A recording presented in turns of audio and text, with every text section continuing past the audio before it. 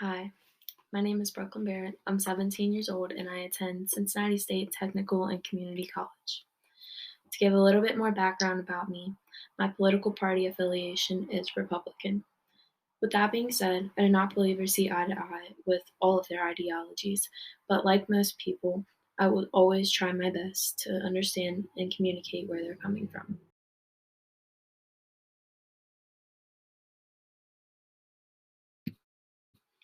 Throughout my teenage years, I have noticed the argument to abolish abortions has intensified greatly and has introduced a split in the United States between the Democratic and Republican parties.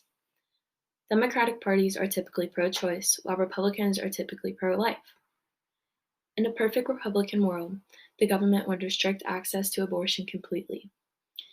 In a perfect Democratic world, most desire the choice for a woman to do what need be for the safety of herself and her child. In reality, both of these ideologies are not likely to occur. So to meet a compromise, we must look at the effects on limiting access to abortion. Here we have the arising question. What are the implications of further restricting access to abortion in the United States? It is important to analyze all of the implications so that we can construct an unbiased conclusion.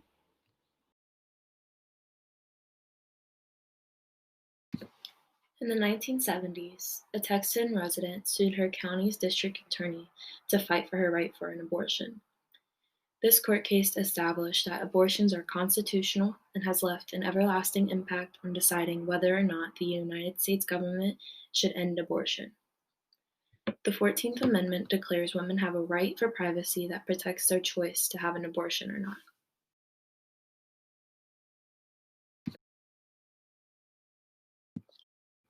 There are many different approaches to abortion according to the baby's gestation and health. Here are a few of them. The abortion pill can be taken when the embryo is up to 9 weeks. This medication ends the pregnancy and expels the embryo. Up to 4 to 7 weeks gestation, one abortion method would be suctioning. A long tube is inserted into the uterus and then the baby is then suctioned out.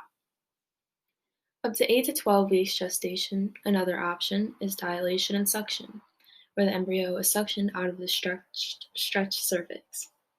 Finally, dilation and evacuation can be performed when the fetus is from 13 to 24 weeks. This being the most complicated procedure, the fetus is pulled apart by forceps. According to neurologists Lee S.J. and Rosen M.D., fetuses cannot feel pain before 28 to 30 weeks, making these abortion approaches safe and healthy for the mother and the fetus, bringing no pain to their unborn child.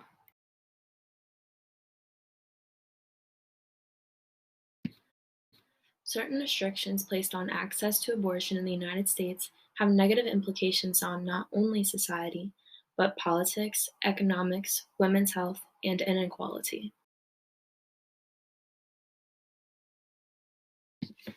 The feminist approach is all about allowing women to have the same freedoms as men. If men can purchase contraceptives to prevent pregnancy, why can't a woman have the choice to exterminate her pregnancy as well?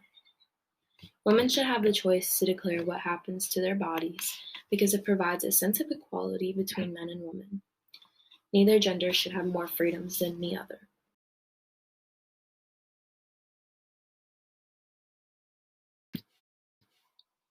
Unsafe abortion occurs when a pregnancy is terminated either by people lacking the necessary skills or in an environment that does not conform to minimal medical standards, or both, according to World Health Organization.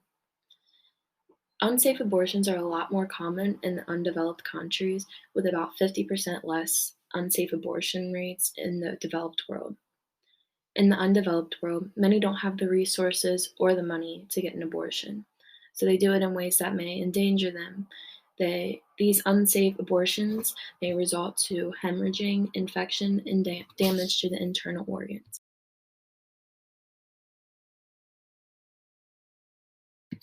Before abortion became constitutional, over 1.2 million people turned to illegal abortions, and just about 5,000 of them died each year from complications.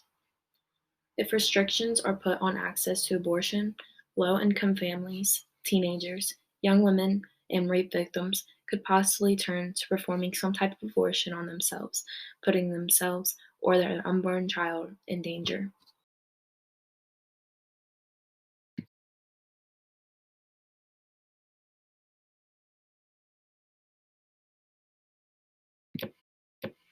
Women getting an abortion between 6 and 10 weeks gestation can expect to pay about $350 at an abortion clinic and $500 at a physician's office. Title X is a federal grant program that helps low-income families in purchasing contraceptives, breast screenings, pregnancy tests, counseling, and more. If restrictions were put on abortions, it would most likely become even more expensive, which affects lower-class families in a negative way. Title X would then become more expensive to fund and could possibly force many people to lose this funding. This could result in future health issues or money insufficiency. Currently, federal Medicaid only funds abortion in cases of rape, incest, and life endangerment. Since low-income women aren't being funded by the federal Medicaid to terminate their pregnancy, they're forced to wait longer to abort their child by needing more time to save up hundreds of dollars for a healthy abortion. 7 in 10 women would have preferred to have their abortion earlier, but because of a lot of unintended pregnancies come from lower class people, they don't have the money or the needs to get an abortion.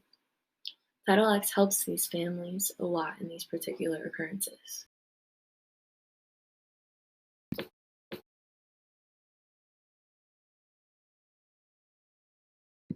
Instead of further restricting access to abortion in the United States, which could result in many underlying health problems, here are some possible solutions to continue access to healthy abortions in the U.S.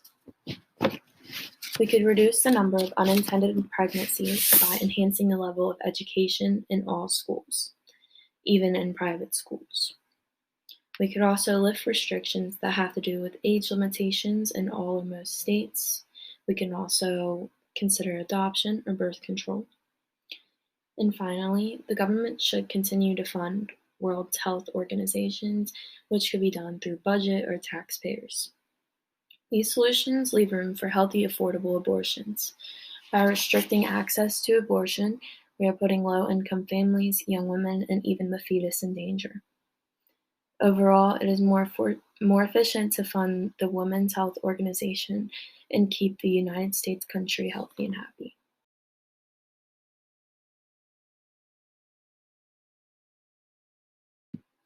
My works cited is in the next 3 slides.